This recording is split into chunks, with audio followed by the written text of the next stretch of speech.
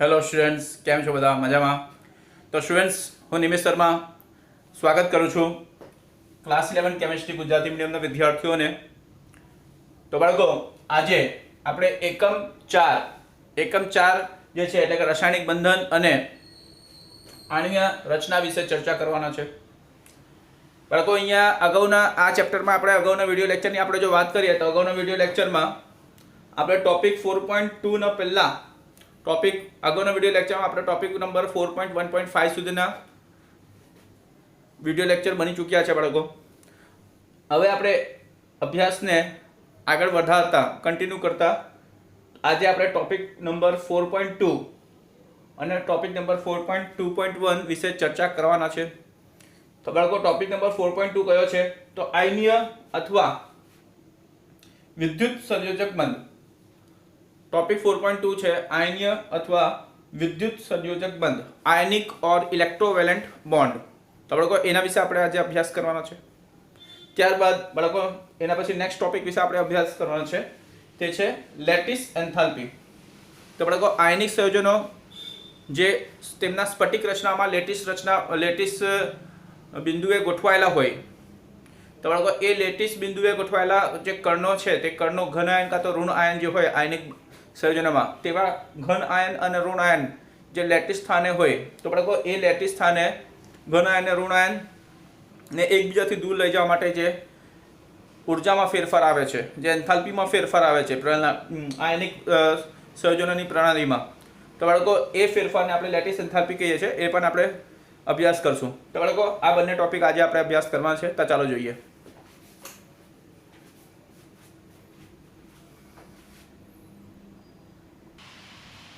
Okay બાળકો, તો અહીં ક્લાસ 11 કેમિસ્ટ્રી એનસીઈઆરટી ગુજરાતી મીડિયમના વિદ્યાર્થીઓ માટે એકમ 4 રાસાયણિક બંધન અને આણ્વીય રચના.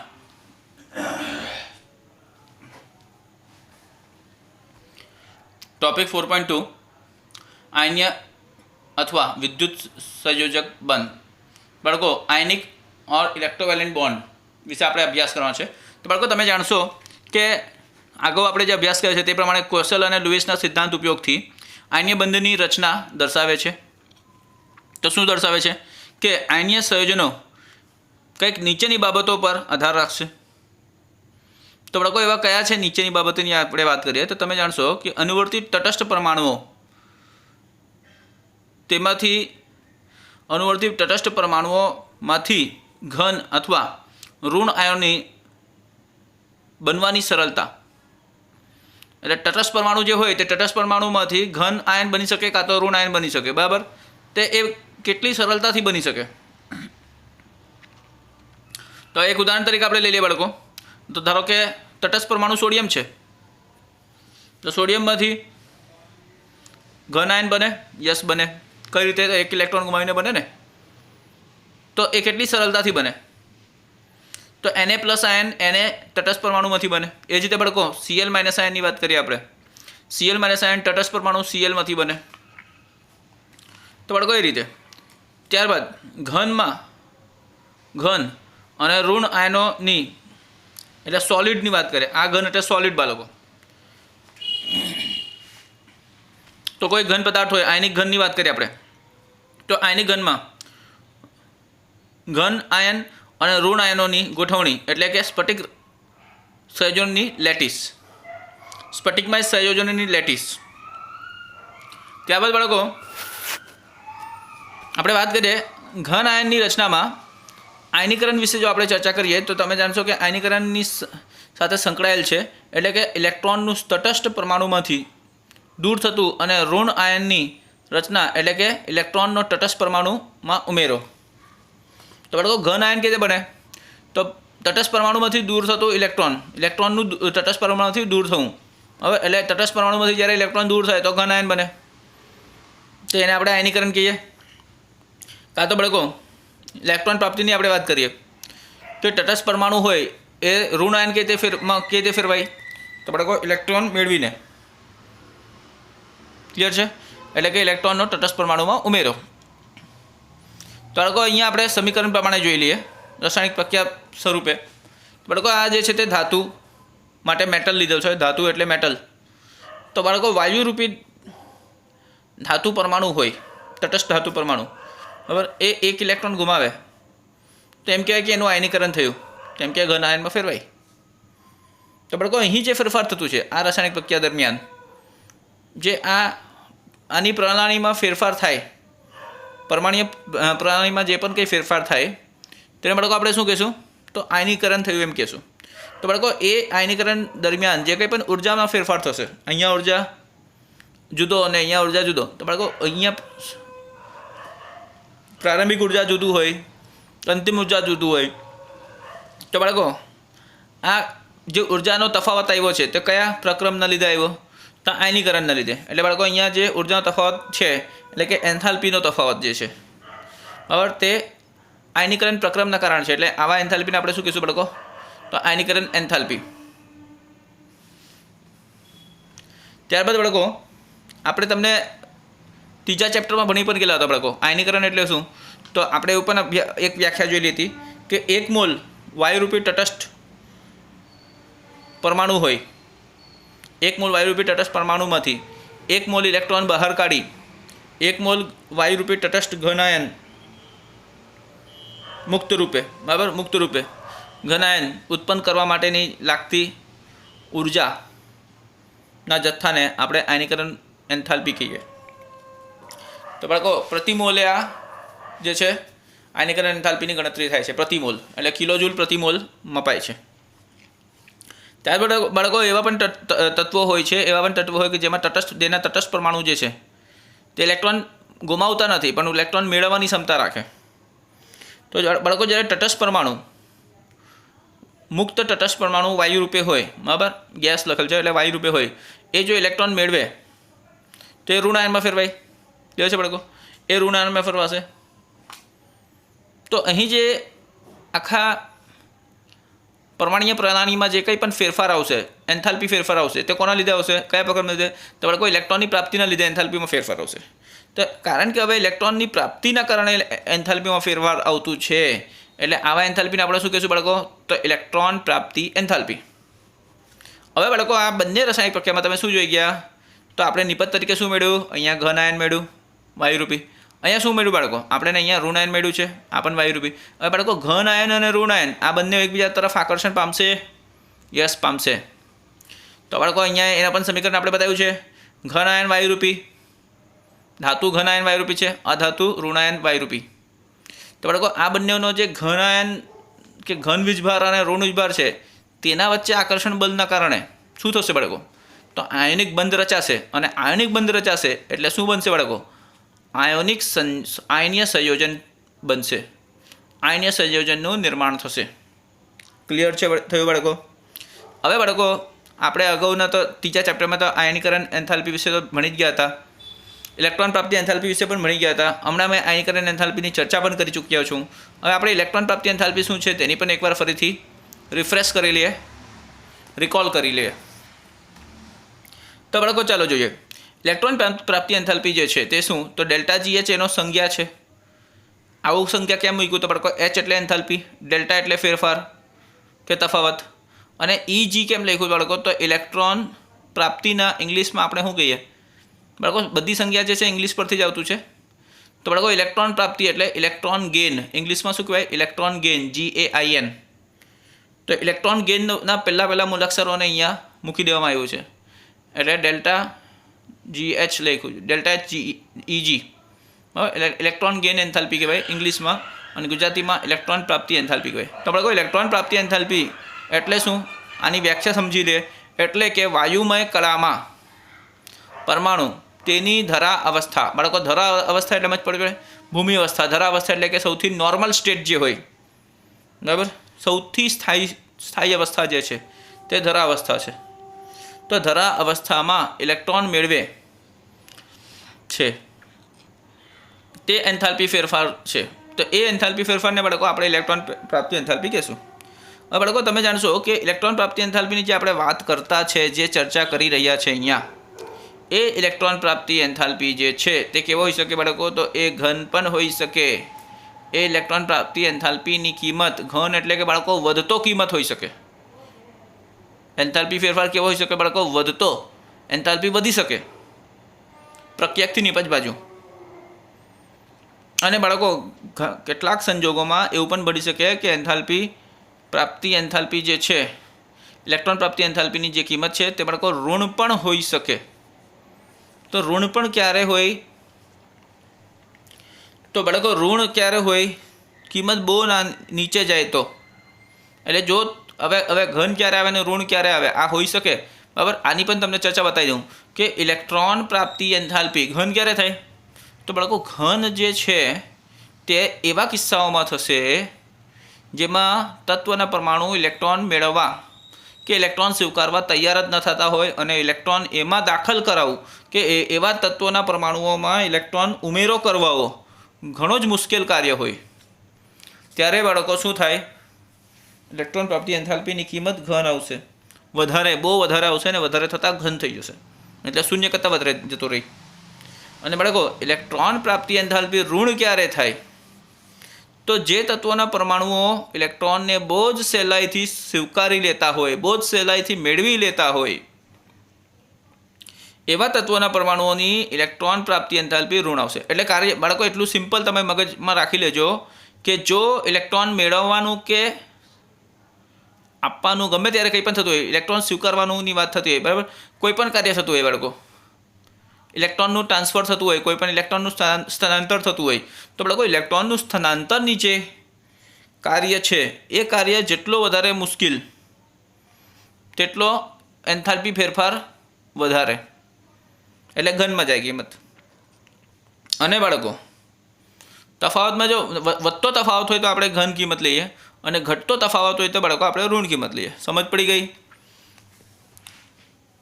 એટલે અંતિમ પ્રારંભિક કરતાં અંતિમમાં વધારો થાય તો તફાવત આપણે ઘનમાં લખીએ અને પ્રારંભિકથી અંતિમમાં ઘટાડો થાય તો આપણે તફાવત તો આપણે કિંમત ઋણમાં લખીએ. ક્લિયર થયો બાળકો?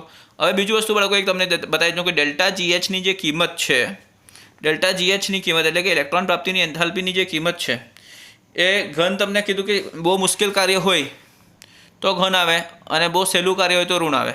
તો બાળકો એના ઉદાહરણ પણ તમને જણાવી દઉં કે બધા જ કિસ્સાઓમાં, વધારેથી વધારે કિસ્સાઓમાં તમે જોશો તો ઇલેક્ટ્રોન પ્રાપ્તિ એન્થાલ્પી જે છે તે ખરેખર જોવા જાય ને તો વધારે કહીને જોઈએ બધામાં નહીં પણ વધારેથી વધારે કિસ્સાઓમાં ઋણ જ આવે.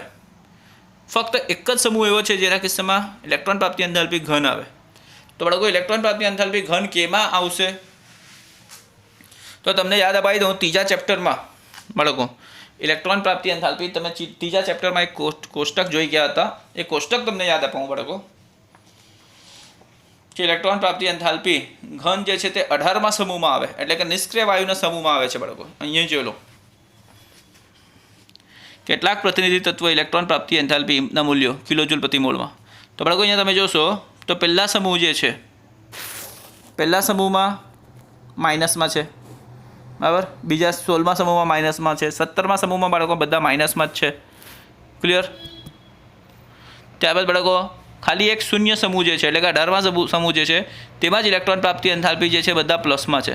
એટલે બાળકો તમને એટલું જણાવી દઉં કે સમૂહ 0 જે છે કે સમૂહ 18મો જે છે નિષ્ક્રિય વાયુ ઉમદા વાયુનો જે સમૂહ છે બાળકો, ત્યાં ઇલેક્ટ્રોન પ્રાપ્ત કરવું, એવા તત્વોને પરમાણુમાં ઇલેક્ટ્રોન પ્રાપ્ત કરાવવાનો, ઉમેરો કરાવવાનો એ ઘણો જ મુશ્કેલ કાર્ય હોય. એનું કારણ એ છે કારણ કે બાળકો બધા જ કોષો ઇલેક્ટ્રોનથી સંપૂર્ણ રીતે ભરાઈ ગયેલા હોય અને બધા જ કોષો ઇલેક્ટ્રોનથી જો સંપૂર્ણ રીતે ભરાઈ ગયેલા હોય તો એવા પરમાણુય પ્રણાલીની અંદર નવો દાખલ થતો ઇલેક્ટ્રોન ઘણી બધી અપાકર્ષણનો સામનો કરવો પડે અને ઘણી બધી અપાકર્ષણનો સામનો કરતા એવા ઇલેક્ટ્રોન બહુ મુશ્કેલીથી અંદર દાખલ થતો એક નવો કોષની રચના કરે છે. નવા કોષની રચનાના કારણે અને ઘણો મુશ્કેલ રીતે ઇલેક્ટ્રોન દાખલ થવાના કારણે એના શક્તિ સ્તરમાં વધારો થાય છે. એટલે બાળકો ઇલેક્ટ્રોન પ્રાપ્તિ વખતે આપણે સાંભેથી ઉર્જા આપવી પડે 18મા સમૂહના તત્વોમાં, પરંતુ બાળકો બીજા તત્વોમાં ઉર્જા બહાર સામેથી નીકળે, પરમાણુમાંથી ઉર્જા બહાર નીકળી જતાં ઉષ્મા સેપક થાય, પરંતુ આ 18મા સમૂહમાં ઉષ્મા શોષક થાય. ક્લિયર? ચાલો, એટલે બાળકો ઇલેક્ટ્રોન પ્રાપ્તિ એન્થાલ્પી જે છે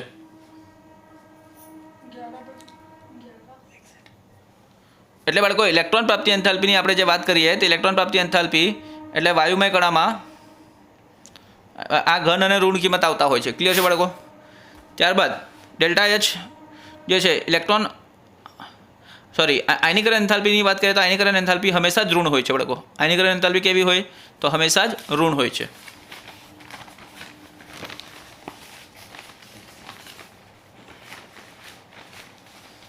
ત્યારબાદ બાળકો તમને જણાવી દઉં કે ઇલેક્ટ્રોન બંધુતાની વાત કરીએ તો ઇલેક્ટ્રોન બંધુતા ઇલેક્ટ્રોન પ્રાપ્તિ સાથે સંકળાયેલ ઉર્જા ફેરફારનું ઋણ મૂલ્ય છે. માટે આયનીકરણ નીચી એન્થાલ્પી ફેરફાર કિંમતો ધરાવતા તત્વો અને ઇલેક્ટ્રોન પ્રાપ્તિ એન્થાલ્પી ડેલ્ટા GH ઊંચા મૂલ્ય ઋણમાં ધરાવતા તત્વો વચ્ચે જ સહેજતાથી આયનીય બંધ રચાશે. ક્લિયર? બાળકો તમે જાણશો કે મોટા ભાગના આયનીય સંયોજનોમાં ઘન આયન એ ધાત્વિક તત્વોમાંથી વ્યુત્પન્ન થશે. ધાત્વિક તત્વનો વ્યુત્પત્તિ છે આપણે એમ કહી શકીએ. બરાબર? તો મોટા ભાગના આયનીય સંયોજનોમાં ઘન આયન એ શું છે તો ધાત્વિક તત્વો બાળકો ધાત્વિક તત્વો જે છે ધાત્વિક તત્વોની વ્યુત્પત્તિ છે એમ આપણે કહી શકીએ.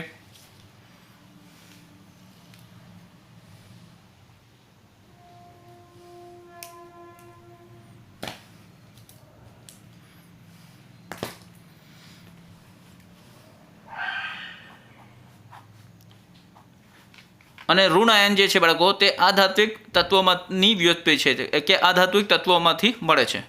ત્યારબાદ બાળકો તમે જાણશો કે બે આધાત્વિક તત્વોમાંથી બનેલા એમોનિયમ આયન NH4+ આયન અપવાદમાં છે. ક્લિયર છે બાળકો? બીજું વસ્તુ બાળકો તમે જાણશો કે તે ઘણા આયનીય સંયોજનોમાં ઘન આયન રચે છે. આયનીય સંયોજનો સ્ફટિકમય અવસ્થામાં હોય છે. આયનીય સંયોજનો બાળકો હંમેશા સ્ફટિકમય અવસ્થામાં જ હોય છે. બરાબર? ક્રિસ્ટલ જ બનાવે. ત્યારબાદ બાળકો તમે જાણશો કે ઘન આયનની આપણે વાત કરીએ ઘન આયન અને ઋણ આયન તે કયા આકર્ષણ બલથી જોડાયેલા હોય તો બાળકો કુલંબિક આકર્ષણ પારસ્પરિક ક્રિયા ઉર્જાથી સાથે જકડાઈ ક્રમબદ્ધ ત્રિપરમાણીય ગોઠવણી ધરાવે છે. એટલે બાળકો 3D સ્ટ્રક્ચર બનાવે 3D બંધારણ. બરાબર? ને એમાં આકર્ષણ બળ કયો હોય તો કુલંબિક આકર્ષણ બળ હોય. ત્યારબાદ બાળકો તમે જાણશો તો આ આયોનિક સંયોજનોની આપણે જો વાત કરતા આ સંયોજનોને જુદી જુદી સ્ફટિક રચનામાં સ્ફટિકરણ પામે છે જે આયનીય કે આયનના કદ તેમની પેકિંગ ગોઠવણી અને અન્ય પરિબળો પર આધારિત હોય છે. બાળકો તમે જાણશો કે સોડિયમ ક્લોરાઇડની આપણે એક ઉદાહરણ લઈ લઈએ. સોડિયમ ક્લોરાઇડ NaCl ની વાત કરીએ જેને આપણે રોક સોલ્ટ કહીએ. એની સ્ફટિક રચના કંઈક આ નીચે પ્રમાણે દર્શાવેલા છે. તો બાળકો સોડિયમ ક્લોરાઇડ જે છે સોડિયમ ક્લોરાઇડ NaCl તે NaCl એટલે કે રોક સોલ્ટની સ્ફટિક રચના છે. તો અહીં તમને દર્શાવવામાં આવેલી છે સ્ફટિક રચના રોક સોલ્ટની.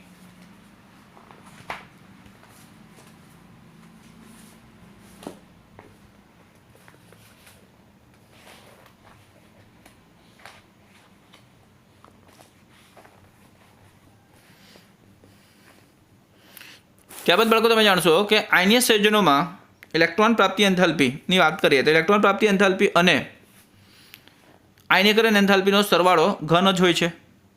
તેમ છતાં સ્ફટિક રચનાની સ્થાયીતા સ્ફટિક લેટિસની રચનામાં મુક્ત થતી ઉર્જાને કારણે હોય છે. ઉદાહરણ તરીકે આપણે જોઈએ તો બાળકો સોડિયમની વાત કરીએ વાયુ સ્વરૂપે તો બાળકો વાયુ સ્વરૂપે સોડિયમ જે હોય તેમાંથી આપણે સોડિયમ ઘન આયનની રચના આયનીકરણ એન્થાલ્પી 495.8 કિલોજૂલ પ્રતિ મોલ હોય છે. જ્યારે Cl ક્લોરીન પરમાણુ વાયુમય ક્લોરીન પરમાણુ ઇલેક્ટ્રોન પ્રાપ્ત કરીને વાયુમય ક્લોરાઇડ આયનમાં ફેરવાય તેની માટે ઇલેક્ટ્રોન પ્રાપ્તિ એન્થાલ્પી માત્ર -348.7 કિલોજૂલ પ્રતિ મોલ છે. એ બંનેનો સરવાળો 147 કિલોજૂલ પ્રતિ મોલ NaClની લેટિસ સર્જન એન્થાલ્પી છે. તો બાળકો આ બંનેનો સરવાળો કરી નાખો તમે 494 અને 495.8 માઇનસ 348.7 કરશો તો બાળકો આ કિંમત આવશે, જે બતાવશે કે Na+ અને Cl- જે જોડાઈ, એટલે બાળકો આ જે Na+ છે અને આ જે Cl- છે, આ બંને વચ્ચે જે આકર્ષણ બળ આવશે, કોલમ્બિક આકર્ષણ બળથી આ જે લેટિસ રચના બનાવશે, બરાબર, તો લેટિસ સર્જન જે થશે, બરાબર, તેની એન્થાલ્પી આ છે, તેની એન્થાલ્પી આ આવશે 147.1 કિલોજૂલ પ્રતિ મોલ. ત્યારબાદ બાળકો તમે જાણશો તો અહીં -788 કિલોજૂલ પ્રતિ મોલ સાથે વળતર રૂપ છતાં પણ વધુ છે. તો બાળકો આના કરતાં પણ એ વધુ છે, કેમ કે આ માઇનસમાં છે. આથી આ પ્રક્રિયામાં શોષાયેલી ઉર્જા કરતાં છૂટી પડેલી ઉર્જા વધારે છે. તો બાળકો આમ આયનીય સંયોજનોની સ્થાયીતાનું ગુણાત્મક માપન તેની લેટિસ સર્જન એન્થાલ્પી દ્વારા પૂરું પાડવામાં આવે છે, નહીં કે વાયુમય અવસ્થામાં આયનીય સ્પીસીસ ફરતે માત્ર અષ્ટકની પ્રાપ્તિથી. એટલે બાળકો શું છે કે લેટિસ એન્થાલ્પી આયનીય બંધનના સર્જનમાં ચાવી રૂપ ભૂમિકા ભજવે છે. તેના અંગે વિશેષ શીખવું અગત્યનું છે. હવે બાળકો આપણે નેક્સ્ટ ટોપિક વિશે ચર્ચા કરવાના છે, લેટિસ એન્થાલ્પી. તો બાળકો લેટિસ એન્થાલ્પી ટોપિક નંબર 4.2.1 આની વિશે આપણે ચર્ચા કરી લઈએ. તો બાળકો તમે જાણશો કે આયનીય ઘનની લેટિસની એન્થાલ્પીની આપણે વાત કરીએ તો આ કઈ રીતે વ્યાખ્યાયિત છે, તો આને આ રીતે વ્યાખ્યાયિત કરી શકાય. 1 મોલ ઘન સંયોજનોને સંપૂર્ણપણે તેના વાયુમય ઘટકીય આયનોમાં ફેરવવા માટેની જરૂરી ઉર્જા, તેને આપણે શું કહીશું બાળકો, તો તેને આપણે લેટિસ એન્થાલ્પી કહીશું. ઉદાહરણ તરીકે આપણે લઈએ તો NaClની જે લેટિસની આપણે વાત કરી, તો NaClની લેટિસ એન્થાલ્પી +788 કિલોજૂલ પ્રતિ મોલ છે. આનો અર્થ એમ થાય કે 1 મોલ ઘન NaCl ને અનંત અંતરે 1 મોલ Na+ વાયુ રૂપે અને 1 મોલ Cl- વાયુ રૂપમાં ફેરવવા માટે આટલી બધી ઉર્જાની જરૂરિયાત પડે. 788 કિલોજૂલ પ્રતિ મોલ ઉર્જાની જરૂર પડશે. તો બાળકો તમે જાણશો કે આ ઘટનામાં અસમાન ભાર ધરાવતા આયનો વચ્ચે આકર્ષણ અને સમાન ભાર ધરાવતા આયનો વચ્ચેના અપાકર્ષણ બળનો સમાવેશ થાય છે. એટલે બાળકો આકર્ષણ અને અપાકર્ષણ બંને બળનો સમાવેશ થાય છે. ઘન સ્ફટિક ત્રિપરિમાણીય હોવાથી માત્ર આકર્ષણ અને અપાકર્ષણ બળો વચ્ચેની પારસ્પરિક ક્રિયા પરથી લેટિસ એન્થાલ્પી સીધા જ ગણી શકાય એમ નથી, બરાબર, સીધા જ ગણી શકાય એવું નથી બાળકો. સ્ફટિક ભૂમિતિ સાથે સંકળાયેલા પરિબળોનો સમાવેશ પણ કરવો પડે.